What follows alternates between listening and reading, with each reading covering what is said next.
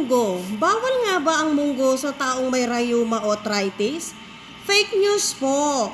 Ayon sa UP Philippine General Hospital Section of Rheumatology at gumawa na sila ng libro tungkol dito na pwede ang munggo sa may rheuma. One of the highest source of vegetable protein, kaya kumain ng munggo dahil pampalakas ng immunity o kaligtasan sa sakit.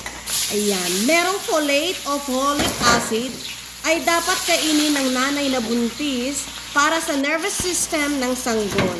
Maraming taglay ng iron na siyang nagdadala ng oxygen sa buong katawan at sa utak para sa focus at magandang memorya, kaya bagay ang sa matanda o bata na nag-aaral at anemic. Ayan, kumain ng munggo para sa puso, sa tiyan at may diabetes. Maraming benepisyo ang munggo sa puso, utak, katawan natin.